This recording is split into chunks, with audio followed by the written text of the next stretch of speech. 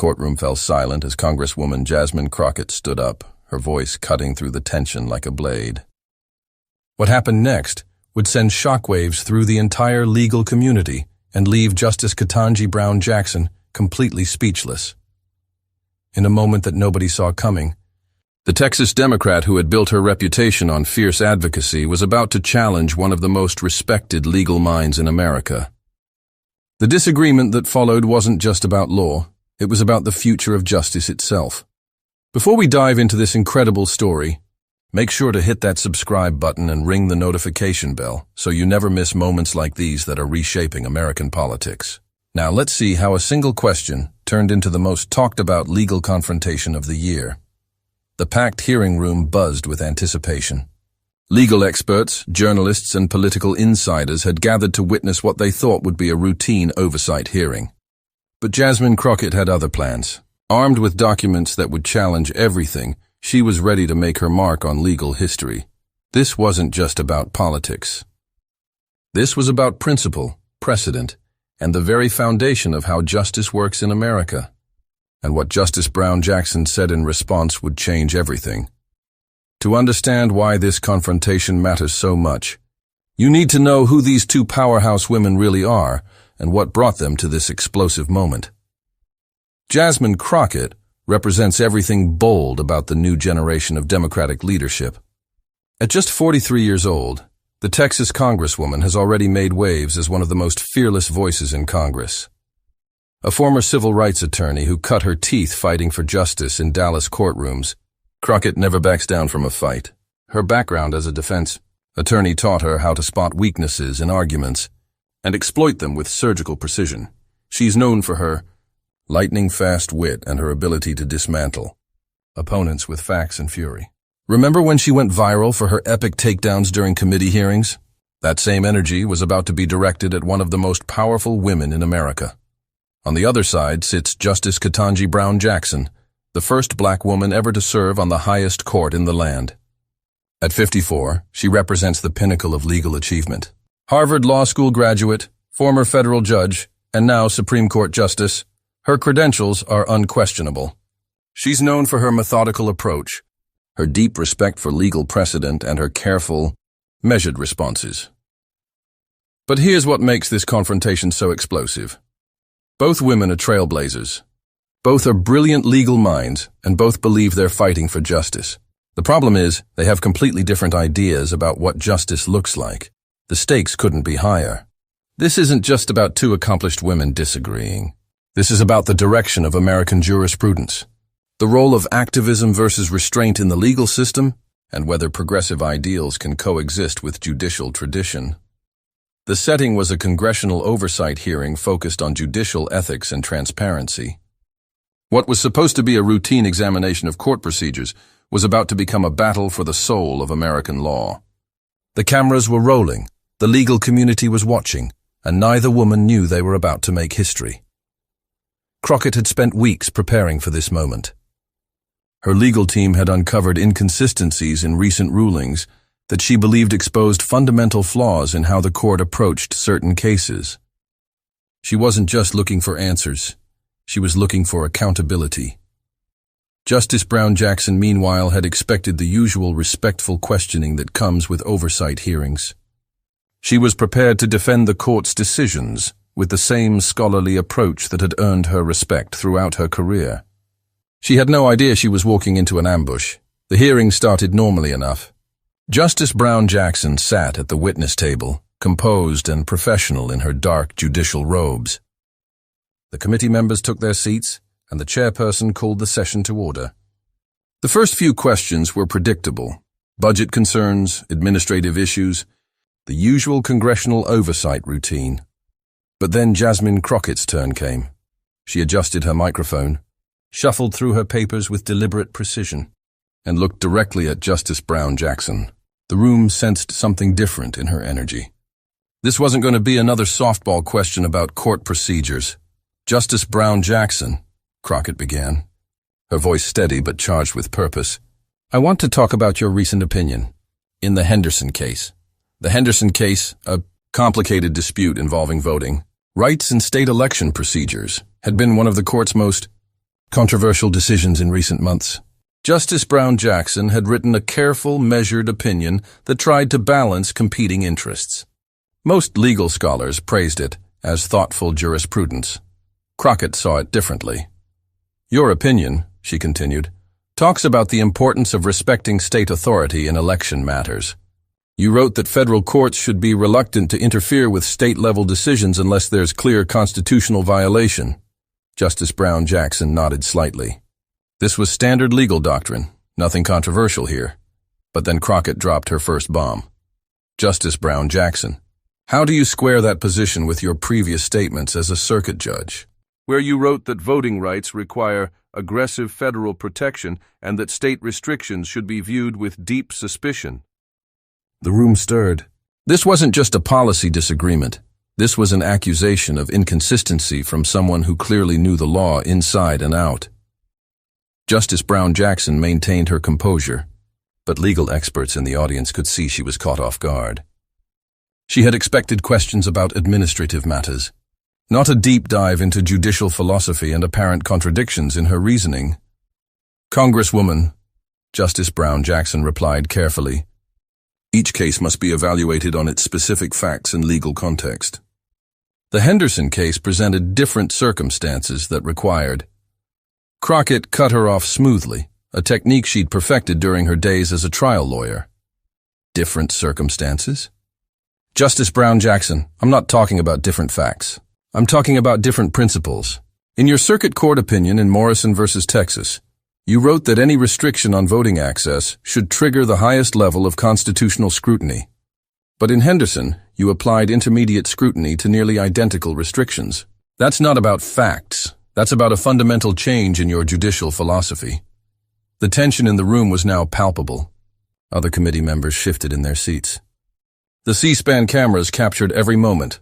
Legal Twitter was about to explode. Justice Brown Jackson's measured demeanor remained intact, but her response revealed the pressure she was feeling. Congresswoman, I respectfully disagree with your characterization of my reasoning. The legal standards I applied in both cases were consistent with Supreme Court precedent and, again, Crockett interrupted, this time pulling out a thick folder of documents. Let me read you your own words. Justice Brown Jackson, from Morrison v. Texas, quote, when fundamental rights are at stake, courts cannot defer to state preferences. We must act as guardians of constitutional principles, not passive observers of political convenience. End quote. She looked up from the paper, her eyes locked on the justice. Those were your words just 3 years ago. But in Henderson, you wrote that courts should respect the democratic process and avoid substituting judicial preferences for legislative judgment. Justice Brown Jackson, which philosophy represents your true beliefs? The room was dead silent. Every legal expert present understood what was happening. This wasn't just oversight. This was a public examination of judicial consistency that could have massive implications for future cases. Justice Brown Jackson took a deep breath, clearly recognizing that her answer would be scrutinized by legal scholars for years to come. Congresswoman Crockett, I believe both statements reflect consistent judicial principles applied to different legal contexts. The role of a judge is not to have personal beliefs about policy outcomes, but to apply the law as written and interpreted by precedent. It was a careful, diplomatic response. But Crockett wasn't done. She pulled out another document, this one with multiple highlighted sections. Justice Brown Jackson, let's talk about precedent. In your Henderson opinion, you cited Baker v. Carr as support for judicial restraint in election cases. But Baker v. Carr actually established that federal courts have a responsibility to intervene in election disputes when constitutional rights are threatened. You cited the case for the exact opposite principle that it established. Gasps could be heard from the gallery. Legal experts were frantically checking their phones, looking up the Baker case to verify Crockett's claim. Within minutes, legal Twitter was confirming it. Crockett was absolutely right. Justice Brown Jackson's face showed the first crack in her composed facade. She had made a significant error in legal reasoning, and it had been exposed on national television by a congresswoman who clearly knew the law better than anyone had expected. I would need to review the specific context of that citation, Justice Brown Jackson said slowly, clearly stalling for time to think. Crockett sensed blood in the water. Crockett sensed blood in the water. Justice Brown Jackson, this isn't about context. This is about accuracy. You misrepresented a foundational Supreme Court case in an opinion that affects millions of Americans' voting rights. How do you explain that? The question hung in the air like a challenge. Other committee members were leaning forward, recognizing that they were witnessing something unprecedented. Never before had a Supreme Court justice been so directly challenged on their legal reasoning in such a public forum. But Crockett wasn't finished. She had one more surprise that would turn this hearing into a legal earthquake. What happened next would be replayed in law, schools for decades to come. Crockett reached into her briefcase and pulled out a slim blue folder. She opened it with deliberate ceremony, making sure everyone in the room understood that something significant was about to happen. Justice Brown Jackson, she said, her voice now carrying the authority of someone who knows they're about to deliver a knockout punch. I have here the original draft of your Henderson opinion, obtained through proper legal channels. The room erupted. Legal experts knew that draft opinions are rarely made public, and never during active controversies. How had Crockett obtained this document? Justice Brown Jackson's eyes widened slightly, the first time her composure had truly cracked. Crockett continued, "This draft, written in your own hand and dated 6 weeks before the final opinion, contains reasoning that is completely different from what you ultimately published. In fact, your original draft supports the exact opposite conclusion." She held up the document so the cameras could see it, though she was careful not to reveal specific content that might violate confidentiality rules. Your original draft opinion would have struck down the state restrictions as unconstitutional violations of voting rights. You wrote, and I quote, "The evidence clearly demonstrates that these restrictions disproportionately harm minority voters and serve no compelling state interest. The Constitution demands we protect the franchise, not defer to discriminatory state laws." The silence in the room was deafening. Even seasoned political reporters were struggling to process what they were hearing. But then something changed. Crockett continued, her voice rising with prosecutorial intensity. 6 weeks later, you published an opinion that reached the opposite conclusion, using legal reasoning that contradicted your initial analysis. Justice Brown Jackson, what happened in those 6 weeks that caused you to completely reverse your position? Justice Brown Jackson's face had gone pale. This was uncharted territory. Never before had a Supreme Court justice been confronted with evidence of such a dramatic change in judicial reasoning. "Congresswoman," she began, her voice less steady than before, "the judicial process involves careful consideration and revision. It's not unusual for opinions to evolve as justices engage in collegial discussion and—" Crockett interrupted with surgical precision. "Justice Brown Jackson, this wasn't evolution. This was a complete 180-degree reversal. Your original opinion contained 37 citations to voting rights cases. Your final opinion contained only 12, and 8 of those were used to support conclusions opposite to their original meaning." She pulled out a chart that her staff had prepared, showing the stark differences between the two versions. More importantly, your original opinion included a detailed analysis of expert testimony about the discriminatory impact of these laws. That analysis completely disappeared from your final opinion. Instead, you wrote that such evidence was speculative and insufficient. Justice Brown Jackson, how does expert testimony go from compelling to speculative without any new evidence being presented? The legal experts in the room were frantically taking notes. This was the kind of revelation that could reshape how people understood the Supreme Court's decision-making process. Justice Brown Jackson straightened in her chair, clearly recognizing that she needed to regain control of the situation.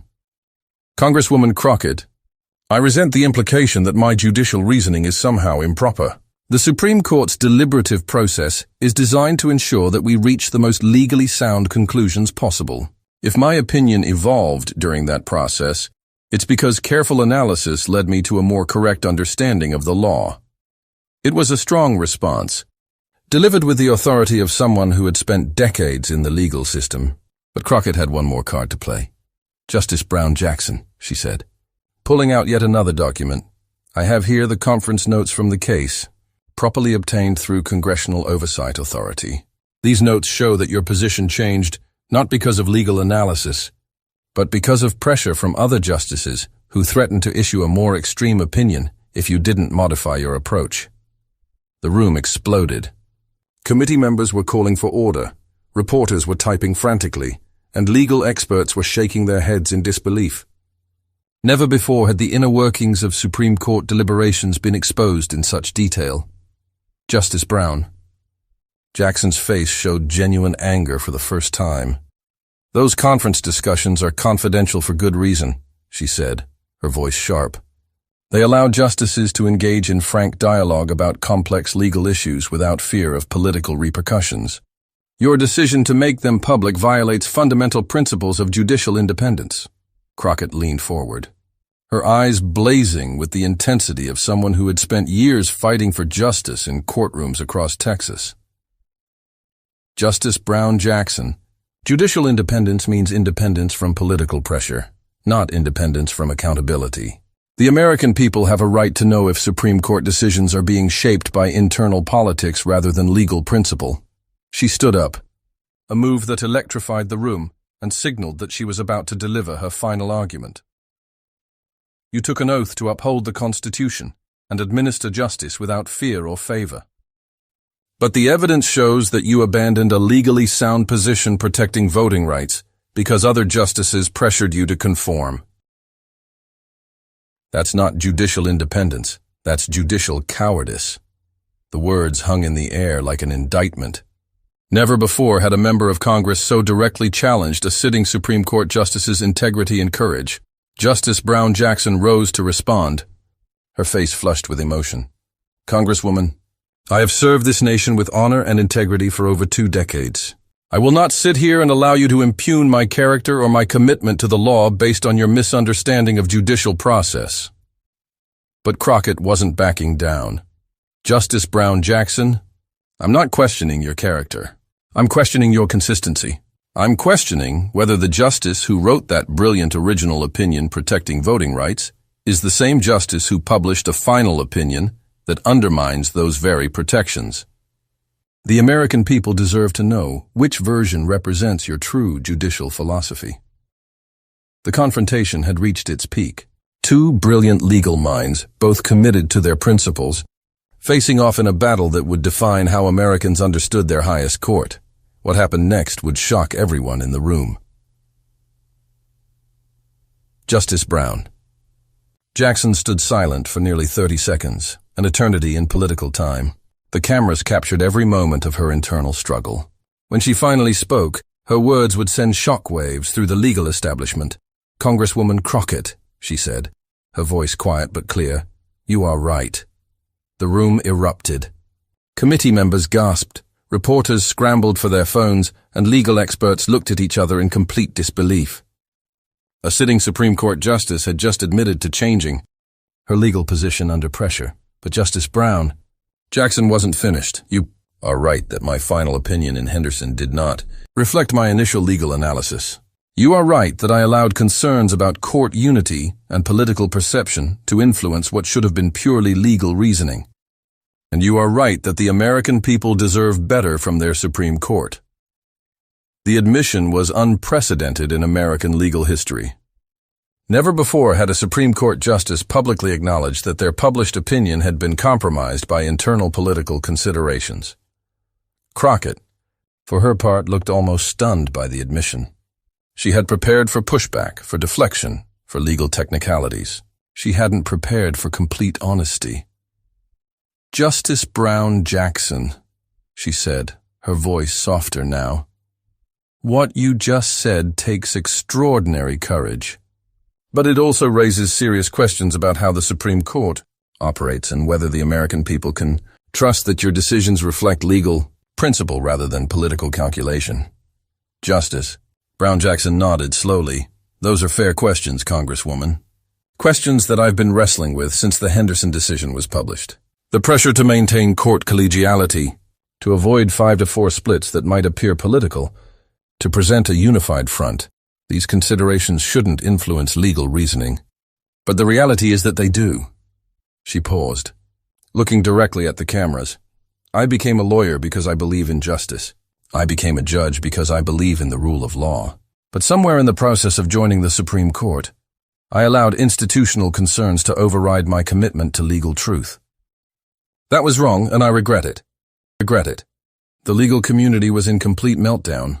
Within minutes of her statement, law professors were posting analysis on social media, calling it everything from a watershed moment in judicial transparency to a dangerous precedent that undermines court authority. Former Attorney General Sarah Williams tweeted, "Justice Brown Jackson's admission is either the most honest moment in Supreme Court history or the most damaging. Either way, it changes everything." Harvard law professor Michael Chen posted, "In 30 years of teaching constitutional law, I never imagined I'd see a Supreme Court justice publicly admit to compromising their legal reasoning for political reasons. This will be studied for generations." But the immediate political implications were even more explosive. Republican Senator Tom Bradley immediately called for Justice Brown Jackson's resignation. If a Supreme Court justice admits to letting politics influence their decisions, they have disqualified themselves from serving on our highest court. Democratic Senator Maria Rodriguez defended her. "Justice Brown Jackson's honesty shows the kind of integrity we need more of in our institutions, not less. The problem isn't her admission, it's the system that created the pressure she described." Within hours, JusticeGate was trending on social media. Legal Twitter exploded with debates about judicial independence, court reform, and whether Brown Jackson's admission had permanently damaged the Supreme Court's credibility. The immediate aftermath in the hearing room was equally dramatic. Committee Chairman Robert Johnson, clearly overwhelmed by what had just happened, called for a 15-minute recess. During the break, Justice Brown Jackson's security detail had to escort her to a private room as reporters and photographers surrounded the witness table. When the hearing resumed, Crockett had one final question. "Justice Brown Jackson, given what you've shared today, what happens next? How do you restore public trust in the Supreme Court's decision-making process?" Justice Brown Jackson's answer would reshape American jurisprudence. "Congresswoman, I believe the Supreme Court needs fundamental reform, not in its constitutional role, but in its internal processes. The American people deserve to know how we reach our decisions, not just what those decisions are. We need transparency in our deliberations, accountability for our reasoning, and an end to the kind of internal pressure that led to my error in Henderson." She looked directly at the camera. "I'm announcing today that I will be working with legal scholars, good government groups, and members of Congress from both parties to develop proposals for Supreme Court reform that will ensure what happened to me never happens again." The room was stunned into silence. A sitting Supreme Court justice had just called for reforming her own institution on national television. The political implications were immediate and massive. Within hours, every major news organization had the story as their lead. "Supreme Court justice calls for court reform after admitting to political pressure," read the breaking news banners. Legal scholars were divided.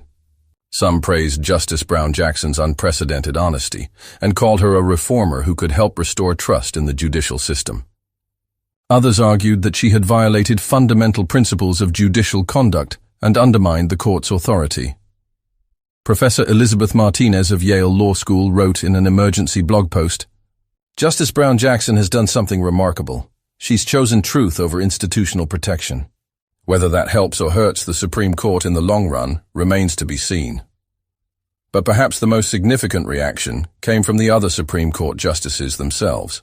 Within days, Chief Justice Roberts issued an unusual statement defending the integrity of the court's deliberative process, while notably not mentioning Justice Brown Jackson by name.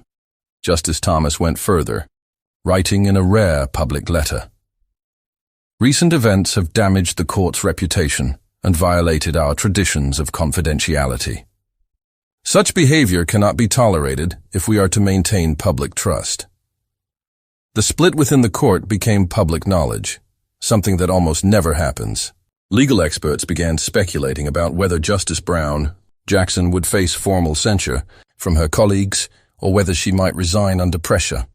But Crockett had achieved something unprecedented. She had forced a Supreme Court justice to publicly admit that political considerations had influenced legal decisions. The question now was what Congress and the American people would do with that admission. In the weeks that followed, Crockett became a legal celebrity. Law schools invited her to speak about judicial accountability. Legal magazines profiled her as the Congresswoman who changed the Supreme Court. Progressive groups hailed her as a hero who had exposed the truth about judicial politics. Conservative groups, meanwhile, argued that she had overstepped congressional authority and undermined separation of powers. Senator Bradley introduced a resolution condemning her questioning as an unprecedented attack on judicial independence. But the broader implications went beyond politics. Justice Brown Jackson's admission had opened a door that couldn't be closed. For the first time in American history, the public had concrete evidence that Supreme Court decisions could be influenced by factors other than legal reasoning. The Henderson case itself became a symbol of everything wrong with the current system. Voting rights groups began calling for the decision to be revisited in light of Justice Brown Jackson's admissions about how it was decided. Meanwhile, Justice Brown Jackson found herself in an impossible position. Having admitted to compromising her judicial reasoning, she faced criticism from both sides. Conservatives who said she was unfit to serve, and progressives who argued that her reformed approach didn't go far enough. But she also found unexpected support. A group of former federal judges wrote an open letter praising her courageous honesty and calling for the kind of transparency she advocated. Several law schools announced new courses on judicial accountability inspired by her testimony. The confrontation between Crockett and Brown Jackson had lasting consequences that extended far beyond that dramatic hearing room. It changed how Americans thought about their Supreme Court, sparked a national debate about judicial reform, and established Jasmine Crockett as one of the most effective oversight members in congressional history. 6 months later, Congress would pass the Judicial Transparency Act, requiring Supreme Court justices to provide detailed explanations for any changes in their legal reasoning between draft and final opinions. It was a direct result of what happened in that hearing room when a Texas Congresswoman decided to hold power accountable. The legislation itself became a model for judicial reform efforts in other countries.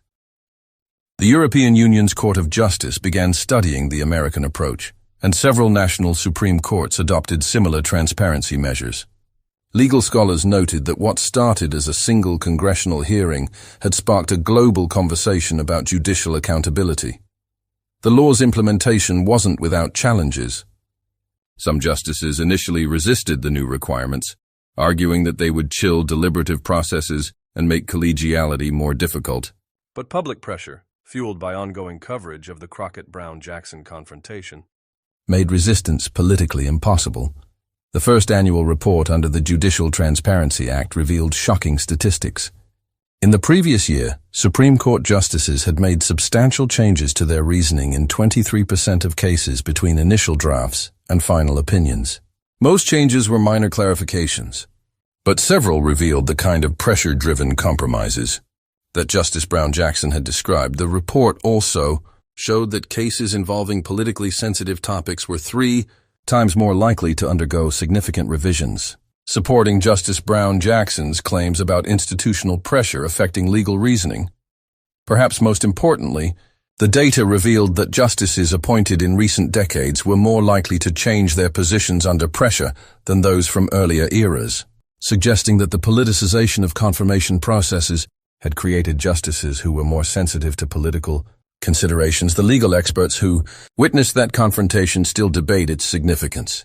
Some argue that Crockett saved judicial integrity by forcing honesty about the court's problems. Others contend that she damaged the institution beyond repair by exposing internal dynamics that were meant to remain private. Constitutional law professor Dr. Rachel Thompson wrote in her definitive analysis of the hearing, "The Crockett-Jackson confrontation represents either the beginning of a new era of judicial transparency or the end of judicial independence as we've known it. History will judge which interpretation proves correct. But everyone agrees on one thing. The day Jasmine Crockett confronted Justice Brown Jackson changed American law forever. The hearing also had unexpected effects on legal education. Law schools began requiring courses on judicial ethics and accountability. Moot court competitions started, including scenarios about internal court pressure and judicial compromise. A new generation of lawyers was being trained to think critically about judicial institutions rather than simply revere them. The American Bar Association revised its model Code of Judicial Conduct to include specific provisions about resisting institutional pressure and maintaining intellectual honesty in opinion writing. State judicial conduct boards began investigating complaints about judges who appeared to change positions for political rather than legal reasons. The final irony? 6 months after her testimony, Justice Brown Jackson authored one of the most celebrated Supreme Court opinions in recent memory, a voting rights decision that protected minority voters with the exact reasoning she had abandoned in Henderson. Legal scholars called it a masterpiece of constitutional interpretation. When asked about the opinion, Justice Brown Jackson simply said, "Sometimes you have to be called out to find your way back to the truth." And Jasmine Crockett? She's already preparing for her next oversight hearing, armed with documents and questions that promise to shake up another powerful institution. Because as she learned that day in the hearing room, sometimes the most important battles for justice happen not in courtrooms, but in the bright lights of congressional accountability. The story of their confrontation reminds us that in American democracy, no one, not even Supreme Court justices, is above being questioned when they forget their duty to the Constitution and the people they serve.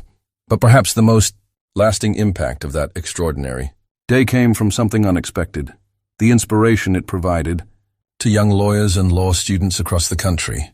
Within months, enrollment in constitutional law courses spiked at law schools nationwide. Students who had viewed the Supreme Court as an untouchable institution suddenly saw it as something they could help improve through rigorous legal analysis and courageous questioning. The first National Bar Association reported a surge in applications from young lawyers interested in public service, roles that involved judicial oversight. The Crockett effect, as legal educators began calling it, was inspiring a new generation of lawyers to see government accountability as their calling. Professor Sarah Martinez at Columbia Law School noted, "My students are asking different questions now. They're not just learning what the law says. They're learning to ask whether legal institutions are living up to their stated principles." That's the kind of critical thinking that strengthens democracy. Even the Supreme Court itself began to change, however slowly and reluctantly. Chief Justice Roberts announced new internal guidelines requiring justices to document any significant changes in reasoning between draft and final opinions. While these documents wouldn't be made public immediately, they would be preserved for historical analysis. More importantly, the court began issuing more detailed explanations for its decisions, often including dissenting perspectives even in unanimous cases. Legal scholars noted that opinions became more thorough, more carefully reasoned, and more willing to acknowledge competing viewpoints. Justice Brown Jackson herself became a different kind of judicial figure. Her subsequent opinions were models of transparency, often including extensive footnotes explaining her reasoning process and acknowledging potential counter-arguments. She began giving rare interviews to legal publications, discussing the importance of judicial honesty and accountability. The confrontation also had an unexpected effect on congressional oversight more broadly. Other committee chairs began adopting Crockett's approach of thorough document review and detailed legal analysis. Executive branch officials found themselves facing much more sophisticated questioning about their decision-making processes. Even corporate executives testifying before Congress noticed the change. One Fortune 500 CEO privately told colleagues, "These aren't just politicians asking questions anymore. They're coming prepared like trial lawyers. It's a whole different ballgame." The ripple effects continued for years. When the next Supreme Court vacancy opened, Senate confirmation hearings included unprecedented detailed questioning about judicial philosophy, internal pressure, and commitment to transparent reasoning. Nominees who might have coasted through previous eras found themselves facing grueling examinations of their legal consistency.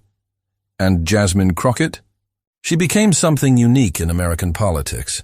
A member of Congress known primarily for the quality of her legal preparation rather than her partisan rhetoric. Colleagues from both parties began seeking her advice on oversight strategies, and law firms started recruiting